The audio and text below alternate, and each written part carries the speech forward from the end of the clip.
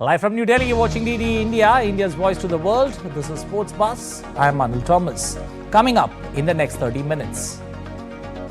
English club Chelsea and manager Mauricio Pochettino part ways after just one season.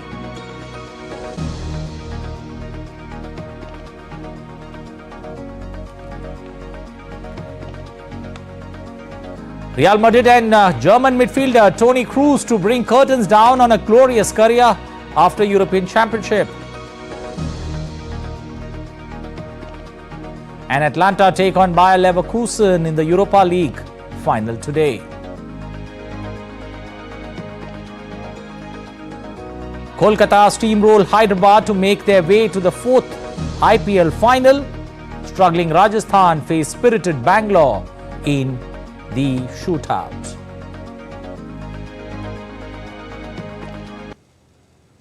Well, now for the stories in detail, starting first up with football. Portugal coach Roberto Martinez has named his 26-man squad on Tuesday as a 39-year-old forward. Cristiano Ronaldo is all set to appear in his sixth European Championship.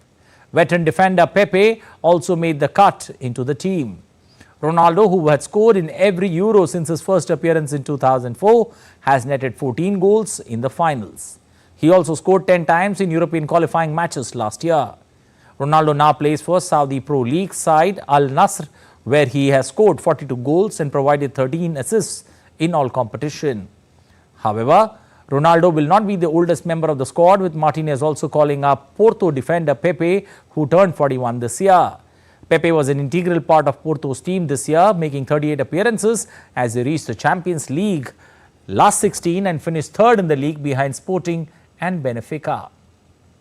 They were also in the Cup final. Cristiano Ronaldo, I think it's better to talk about data. A player who scores 42 goals in 41 games for his club shows his continuity and physical ability to always be fit, as well as the quality he has in front of goal, which we really like and need. We have players with experience, we have new players. Chico form is important. I think it's the mix. We have options to play a line of 5, a line of 3 or a line of 4. We have options to play with 2 strikers, playing with different options, and I think the group's mix of people is perfect. Well, the Chelsea manager Mauricio Pochettino has left his job by mutual consent after one season, as announced by the Premier League club on Tuesday. Pochettino joined Chelsea before the 23-24 season, taking over from interim manager Frank Lampard.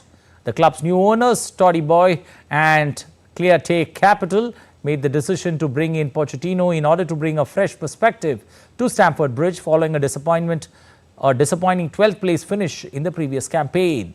Despite a rocky start to the season, Chelsea found themselves at the bottom half of the standing despite spending more than any club in Europe. Pochettino managed to guide the London club to a 6th finish in the Premier League standings. My target is to win. My aim is to win. If you are in a football club like Chelsea, you cannot talk about to do a nice job and to play well. It's of course do a good job, play well, because this is our style and philosophy and culture. But of course to win. If you don't win in a club like Chelsea, for sure you are going to struggle. Well, for more on the story, we've got Ollie Barrett joining us from London, getting us the latest on the development in Stamford Bridge and Chelsea club in particular. Good afternoon, Ollie. Well, this particular decision that the club and the manager has taken, is not a surprise when it comes to Stamford Bridge and Chelsea club in particular. First of all, was this decision a surprise, or, it was very much on the expected lines? It was expected as a possibility. I think we can put it that way. And one of the reasons for that, Anil, is that in the last couple of weeks really of the season, Mauricio Pochettino himself, when he was asked about his future at Stamford Bridge, had made it pretty clear that he wasn't at all clear whether he was going to be retained in the job, but had actually also gone further than that and had insisted that part of the decision making about whether he'd be at Stamford Bridge still next season was down to him and his staff and whether they wanted to be around or not. We did always know that there was going to be an end-of-season review between Mauricio Pochettino and the heads of football at Chelsea. They were going to look back at the season that had just gone and work out what to do next. And part of the reason we know that they wanted to do that was that Pochettino only had one more year on his contract. That would have taken him into June of 2025. The difficulty with June of 2025 is that Chelsea are due at that point to be taking part in the Club World Cup, and so Chelsea really had to make a decision of some sort now. They needed to decide whether to part ways with Pochettino or really to extend his contract. They didn't want to go into next season with Pochettino less than a year left on his contract, and that contract due to expire in the middle of a major tournament in which Chelsea would be competing. When it came to the end of season review on Monday and Tuesday, our understanding really is that both sides decided that it wasn't really working in the way that they would like it to. Pochettino not necessarily enamoured with the idea that Chelsea want the football structure to work at the club and his role related to some of the other coaches and the directors of football, and also some reports that perhaps some in and around the Chelsea football hierarchy, but also on the board and at ownership level, weren't completely convinced by Pochettino's training methods and perhaps some of the tactics that had been employed through the season. There's been some surprise about the way that this unfolded because Chelsea finished the season so well, but I think the club had tried to look at that end of season review in the round, and when they went into the season at the beginning of it, they absolutely would have been targeting Champions League. That was not achieved, even if Chelsea did finish the season well.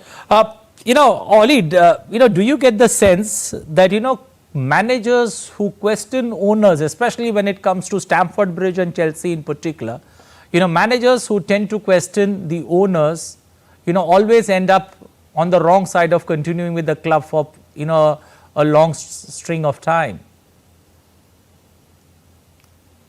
Well, we have two recent examples of that at Chelsea. One of those is now Pochettino himself. The other is Thomas Tuchel. Of course, Thomas Tuchel had been coming recently off the back of a Champions League win, but because he didn't really seem aligned with the ownership's vision for the future, the transfer policy, the way that they wanted him to operate in the football structure at the club, he was let go as well. They brought in Graham Potter. That didn't work out, but he was removed from his post because of results more than anything else. But yes, Pochettino and Tuchel just showing that at Chelsea nowadays, if you are not aligned with the ownership group and the directors of football when it comes to their strategy for the club, it's going to be very difficult for you indeed. Now, the reverse of that is something that is being raised by some fans as well. They say, well, look, the ownership board and the directors of football at Chelsea, their strategy was to bring in Pochettino, and so they have failed in their choice of manager if they now, a year later,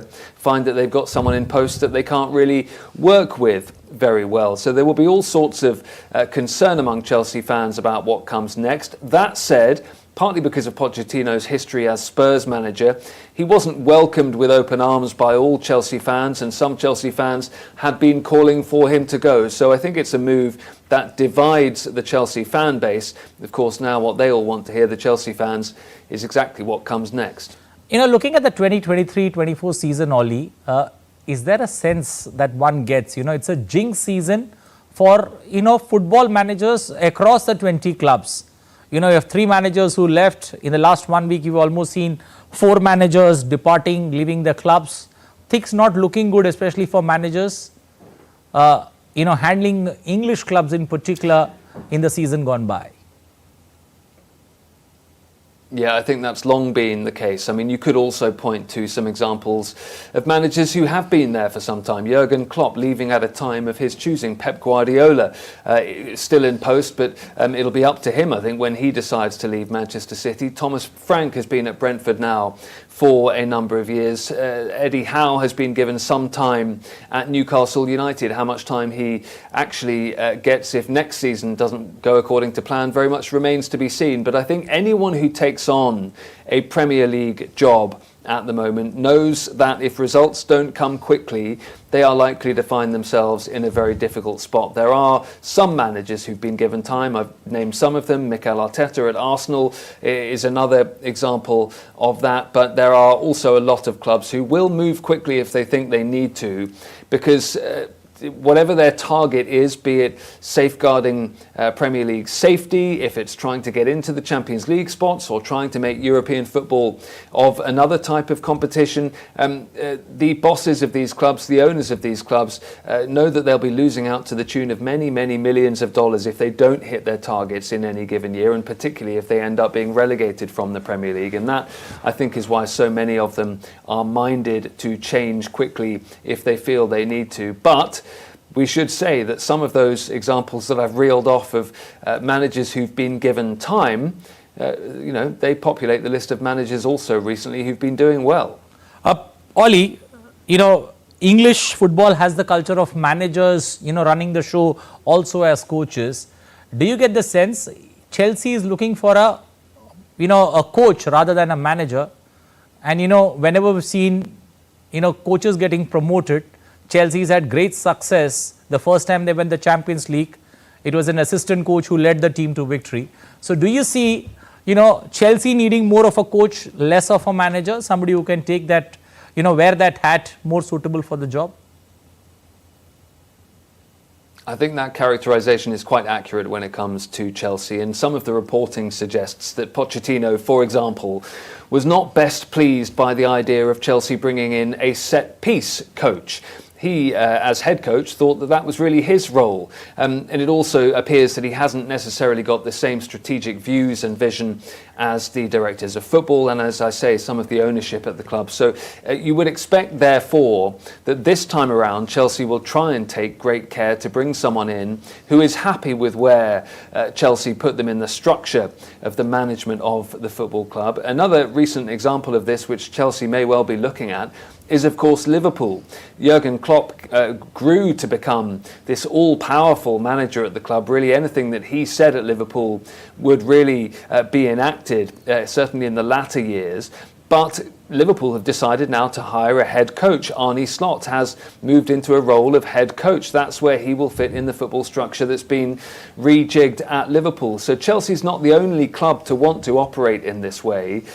Some of that, though, in terms of how it all plays out, of course, depends on the success of the manager. If the coach, if he's called a coach, goes on to be very, very successful very quickly and has years and years of Premier League and Champions League success, then they are going to become, you would expect, the most powerful person at any given club if they bring that level of success. But certainly it looks like Chelsea might be heading down the Liverpool route for their next appointment and trying to bring someone in who might be best described as coach rather than manager. Well, I'm just looking at the grapevine that's coming in from England. Pochettino is expected or on the radar of Manchester United and Bayern Munich, while loose talks coming in from London, East London, is that Thomas Tuchel could be the man who will be handed back the reins of managing Stamford Bridge. We're going to leave it there. Thank you. Appreciate you joining us this afternoon, getting us the latest on the English football club and the English season ahead.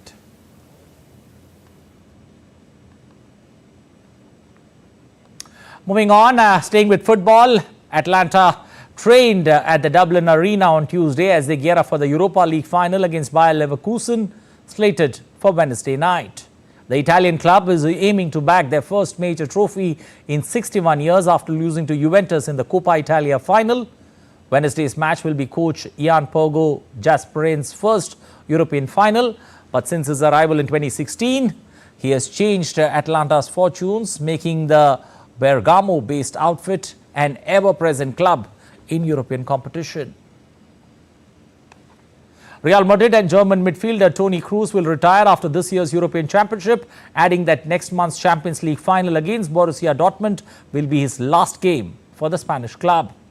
Toni Kroos has made 463 appearances for the club since joining in 2014 and will leave as one of the most decorated players in Real's 120-year history, winning more than 20 trophies, including 4 European Cups. In addition to his titles with Real, the midfielder won the 2014 World Cup with Germany, another Champions League title with Bayern Munich in 2013.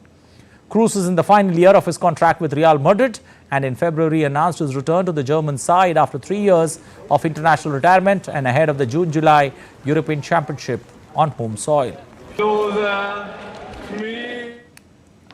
On Tuesday, Pep Guardiola was named the Premier League Manager of the Year after guiding Manchester City to an unprecedented 4th successive EPL crown.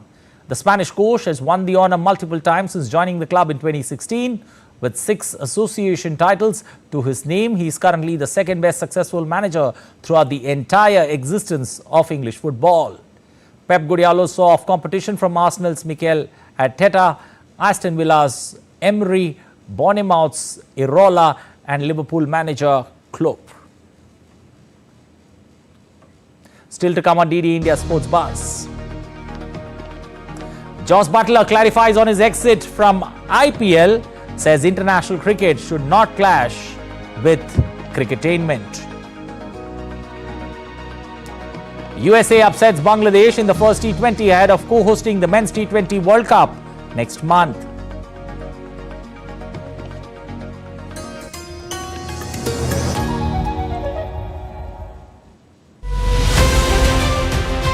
Delhi, or Delhi, as it is called in colloquial language, feels the heartbeat of India, thus reflecting the larger Indian sentiment. And that could be one of the reasons why it is the capital of the country. Delhi has a legacy. It has been the most important political center and capital of various empires since time immemorial. On May 25th, Delhi is going to witness a capital contest. A fierce fight between the BJP on one hand and the opposition helmed by Aam Aadmi Party and the Congress in the national capital.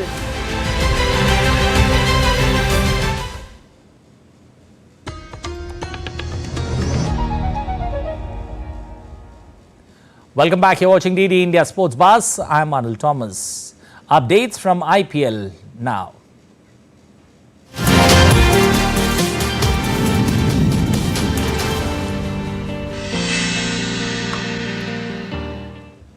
Two-time champions Kolkata pummeled Hyderabad by 8 wickets in the qualifier to rather waltz into the final of the Indian Premier League on Tuesday night. Kolkata roamed home with 6.2 overs to spare after unbeaten half-centuries by Venkatesh Iyer and skipper Shreyas Iyer. Hyderabad will get another chance to make Sunday's final when they clash with the winners of Wednesday's Eliminator between Rajasthan and Bangalore. Rajasthan will take on an in-form Banglore in the Eliminator match in Ahmedabad tonight. A few weeks ago, a top-2 finish looked imminent for Rajasthan as the side dominated the first half of the Indian Premier League. But 4 defeats on a trot, followed by an abandonment of the last home fixture, meant that Rajasthan could eventually feature in the Eliminator against Bangalore, which comes on the back of 6 consecutive wins. This will be a clash of 2 teams with contrasting fortunes in Ahmedabad on Wednesday night, with both hoping to stay alive in the race to the final. However, Bangalore come into the knockout encounter with momentum on its side, while for Rajasthan, it will be a challenge to regroup and fix the weak links. English men's T20 cricket team captain Jos Buttler has said international cricket should not clash with the Indian Premier League. This comes amid criticism coming his way that he left Rajasthan when the franchise needed him during the playoffs. Buttler defended the England and Wales Cricket Board's decision to pull him out of the franchise tournaments, saying his priority remained his country. He said, and I quote, "I said, look, as an England captain, my main priority is to be playing for England. This is my personal opinion that there shouldn't be any international match or cricket that clashes with the IPL. I think that these games have been in the calendar for a long time. Of course, leading into a World Cup, your number one priority is playing for England and performing for England. I feel like this is the best preparation.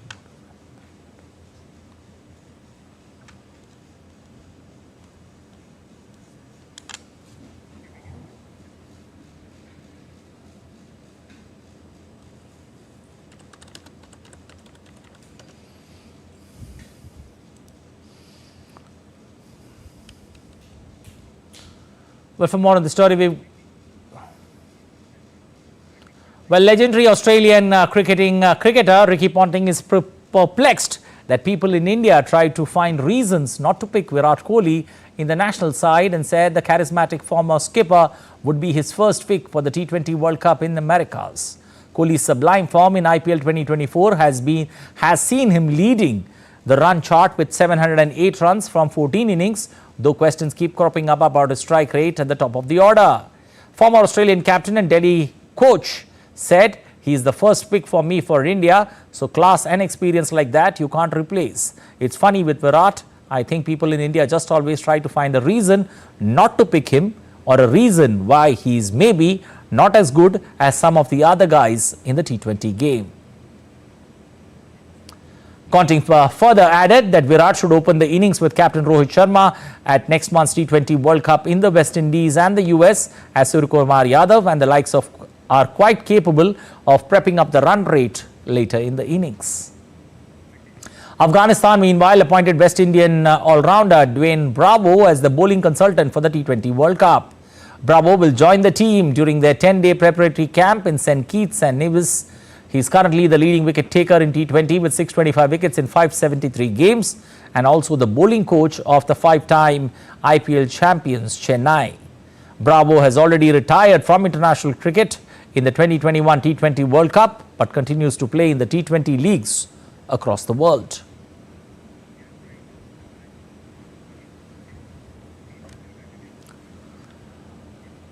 USA meanwhile beat Bangladesh by 5 wickets in the first T20 of the 3-match series. USA ranked 19th in the T20 international rankings. Managed to get a big solid win under their belt. It is USA's second win against a full member T20 international. Bangladesh had appeared to be in control when the host needed 50 from the last 20 deliveries, but former India under-19 all-rounder Harmeet Singh hit 3 successive sixers to turn the game upside down. USA still needed 24 of the last 12 balls, but Anderson promptly struck 2 sixes of his own to help the cause, and USA beat Bangladesh.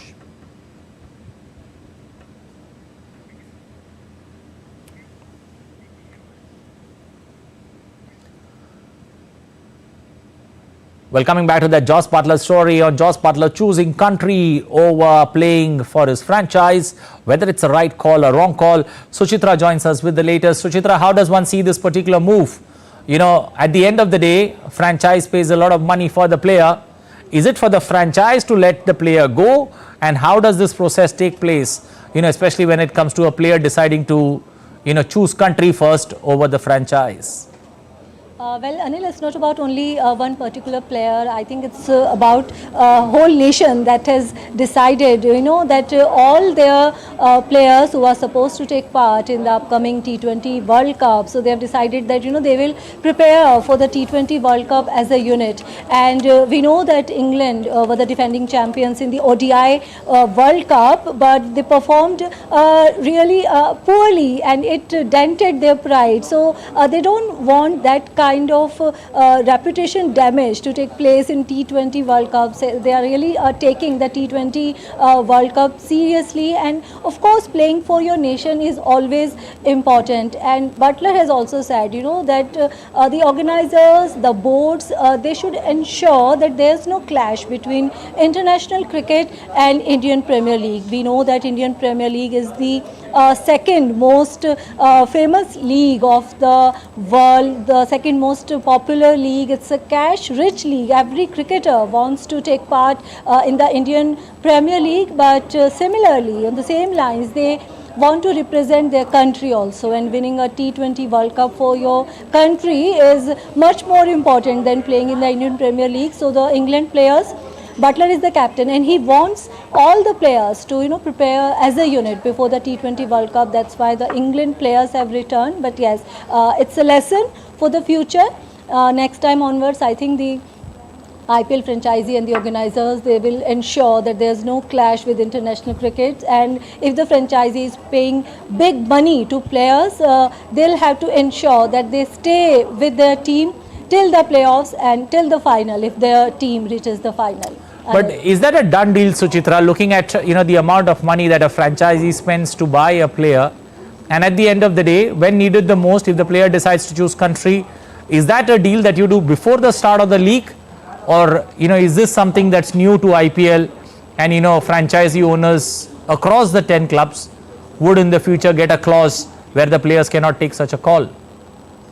There can be a clause as per reports. They are saying that there's some change in the ECB at the top level, and the new guys, they apparently don't know what the terms and conditions were. So that change has created this confusion. So I think next time onwards we'll definitely see some changes in the clause, because when a team is paying big money to some players, and if we talk about Jose Butler, last time RCB and RR clashed in the Indian Premier League. Jose Butler's century was the match winner for Rajasthan Royals. Today, when they meet in the Eliminator, Rajasthan Royals are surely going to miss Jose Butler. And in case they lose this match, they are going to talk to ECB, because they are going. They will lose this match because they are missing Jose Butler. Anil. Well, we're going to leave it there.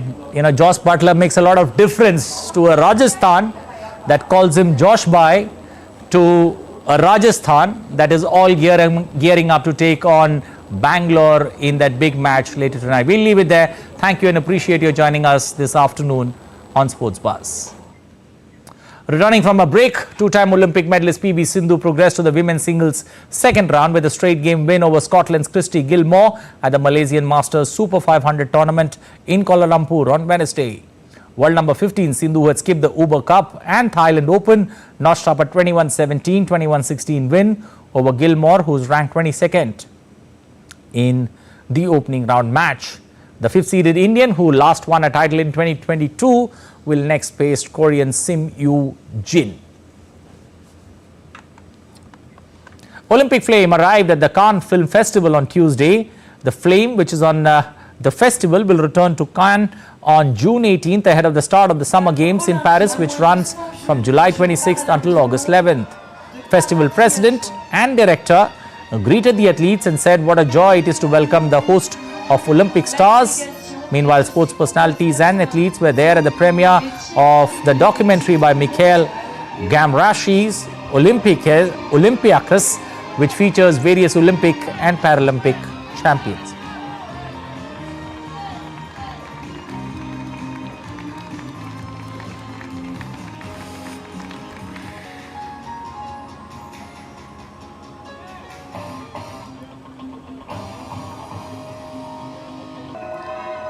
Well, that's all we have time for in this edition of DD India Sports Pass, but do let us know your thoughts on the news of the day. For those on the go, you can get all the latest news and updates from India and across the world on the DD India mobile app.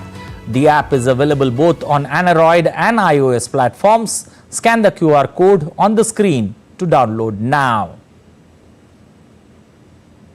We'll be back with more news as it breaks here on DD India. I am Anil Thomas from all of us here in Delhi. Thanks for watching DD India Sports Buzz.